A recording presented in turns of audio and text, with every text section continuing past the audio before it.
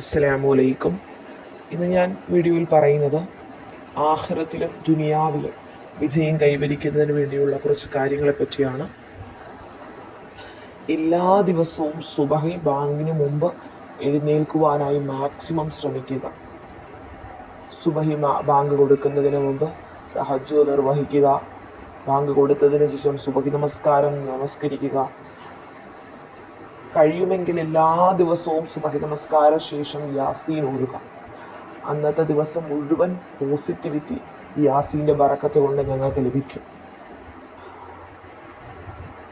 എല്ലാ 5 വഖത്ത് നമസ്കാരവും കൃത്യമായി കഴിയുന്ന ഏത് സാഹചര്യത്തിലും കൃത്യതയോടുകൂടി കൃത്യമായി നിർവഹിക്കാൻ ശ്രമിക്കുക. ദിവസവും 1 പേജെങ്കിലും ഖുർആൻ ഓതാൻ സമയം കണ്ടെത്തുക. നബി സല്ലല്ലാഹു അലൈഹി വസല്ലമ തങ്ങളുടെ പേരിൽ സ്വലാത്തുകൾ ദിവസവും 101 സ്വലാത്ത് വീതമെങ്കിലും ചൊല്ലുക. കുറഞ്ഞത് 101 തവണയെങ്കിലും ഇസ്തിഗ്ഫാർ ദിവസവും ചൊല്ലുക. ഈ പറഞ്ഞ കാര്യങ്ങളെല്ലാം ദിവസവും ചെയ്യുമ്പോൾ എല്ലാ ഇടങ്ങേറുകളും പ്രശ്നങ്ങളും അല്ലാഹു തആല മാറ്റിത്തരും. അത് നമുക്ക് തന്നെ അനുഭവിക്കാൻ സാധിക്കും. പടച്ചവനിലോട്ട് അടുക്കും തോറും നിങ്ങളുടെ എല്ലാ പ്രശ്നങ്ങളും മാറിക്കിട്ടുന്നതും സന്തോഷം ലഭിക്കുന്നതും അറിയാൻ കഴിയും.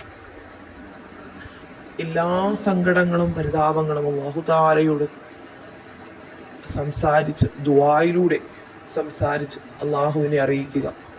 നിരന്തരം പടച്ചവനോട് ചോദിച്ചുകൊണ്ടേയിരിക്കുക. ഇൻഷാ അല്ലാഹ് എല്ലാ കാര്യങ്ങളും അല്ലാഹു നടത്തി തരട്ടെ.